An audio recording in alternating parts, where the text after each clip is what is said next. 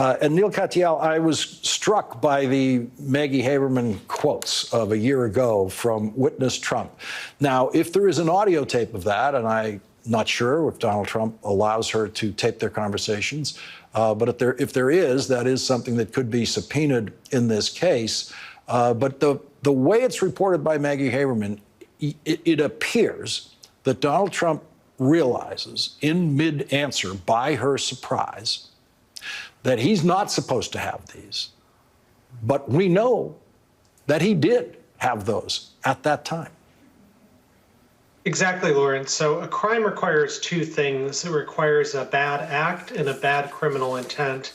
And what Maggie Haberman's reporting is suggesting is that there was a bad criminal intent as early as a year ago, September of last year, that he knew about these documents and the like.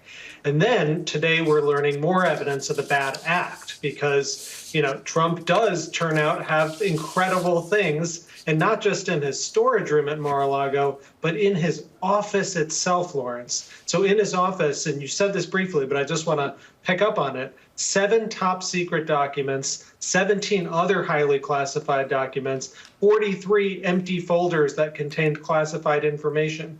Now, look, if I had 7 folders in my Justice Department office or 7 classified documents, top secret ones, in my office, I'd be in jail just for having those documents in my office, because you need to be in a sensitive, compartmented information facility in order to look at those documents. You can't just bring it around, and certainly not to your office in Florida.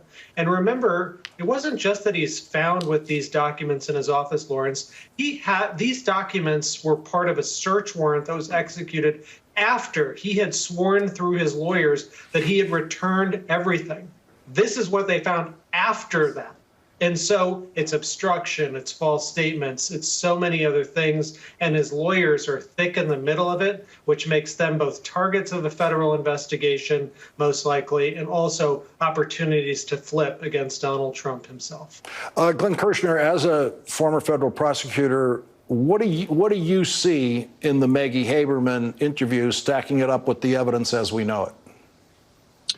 I see Donald Trump making admission after admission, all of which are statements by a party opponent, which is not hearsay. We introduce those kind of statements in criminal prosecutions all the time. And I will tell you, Lawrence, as an old career prosecutor, a trial guy, I see all of Donald Trump's admissions, like the ones to Maggie Haberman, as evidentiary gold. And I keep waiting to see when some prosecutor will be able to plant her feet in the well of a courtroom and argue to 12 people in the jury box, sitting as the conscience of the community, and begin presenting this evidence.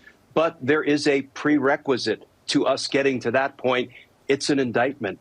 And as Neil said, if I had top secret documents, I handled an espionage case as an Army JAG with a TSSCI clearance, and I was scared to death I was going to say or do something that might inadvertently run afoul of the rules by which I had to abide.